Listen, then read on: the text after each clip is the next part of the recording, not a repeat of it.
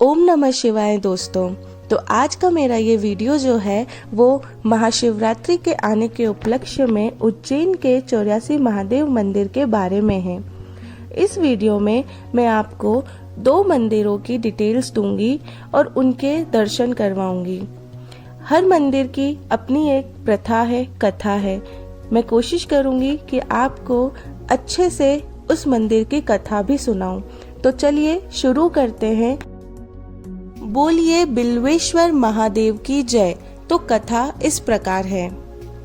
एक बार ब्रह्मा ने ध्यान किया, उससे कल्प वृक्ष उत्पन्न हुआ। उसके नीचे एक पुरुष आराम कर रहा था। ब्रह्मा आए और उसे बिल्व दिया। ब्रह्मा के जाने के बाद इंद्र वहां आए और उसे पृथ्वी पर राज करने के लिए कहा। बिल्व प्राप्त पुरुष ने कहा, इंद्र का वज्र मिले तो वह पृथ्वी पर राज करेगा।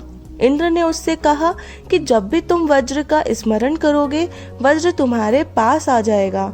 इसके बाद उस पुरुष का नाम ही बिल्व हो गया। बिल्व पृथ्वी पर राज करने लगा। कपिल मुनि व राजा बिल्व में मित्रता हो गई। एक बार धर्म वार्ता के दौरान दोनों झगड़ने लगे। बिल्व ने भगवान विष्णु की उपासना कर वरदान मांगा कि कपिल उससे डरे। वरदान देकर विष्णु कपिल मुनि के पास गए। उनसे कहा कि वह बिल्व से कहे वह उससे डरते हैं। कपिल मुनि ने मना कर दिया। बिल्व प्रलाप करने लगा, कपिल उससे डरते नहीं हैं। यह देख इंद्र ने कहा, बिल्व तुम महाकाल वन में पश्चिम दिशा में स्थित शिवलिंग के दर्शन करो, इससे तुम्हें विजय प्राप्त होगी। ये थी कथा बिल्वेश्वर महादेव की। अब मेरे इसी क्रम में दूसरे महादेव के दर्शन कीजिए और उनकी भी कथा का लाभ लीजिए। ये दर्शन बहुत ही सौभाग्यशाली हैं। इनसे हर मनोकामना पूर्ण होती है। अयोध्या के राजा को वन में एक कन्या मिली। वे उससे विवाह कर उसे राज्य में ले आए। उसके मोह में राजा का ध्यान राजकाज से हट गया। राजा के मंत्री ने सुंदर वाटिका निर्माण कराकर राजा को वहां उसे रानी के साथ छोड़ दिया। एक बार रानी वहां बने एक तालाब में स्नान करने गई और फिर वापस ही नहीं आई। उस तालाब में दूर दूर यानी कि मेंढक अधिक थे। राजा ने सभी मेंढकों को नष्ट करने का आदेश दे दिया।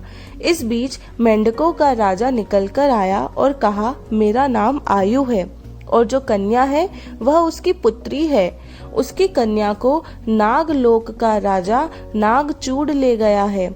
आप उसे याद करें और उससे रानी को मांगे। नागचूड़ ने राजा को उसकी रानी सौंप दी। नागचूड़ ने कहा कि उसने गालव ऋषि का उपहास उड़ाया था, इस कारण उसे दूर दूर होने का श्राप दिया। उन्होंने कहा, जब तुम अपनी कन्या इक्ष्वाकु कुल के राजा को दान करोगे और महाकाल वन के उत्तर में स्थित शिवलिंग के दर्शन करोगे तो तुम्हें मुक्ति मिलेगी। ऐसा करने के बाद वे स्वर्ग को प्राप्त हुए। दूर दूर से मुक्ति के कारण शिवलिंग दूरदूरेश्वर महादेव के नाम से विख्यात हुए। मान्यता है कि जो भी दूरदूरेश्वर महादेव के दर्शन करेगा उसके पाप नष्ट होंगे।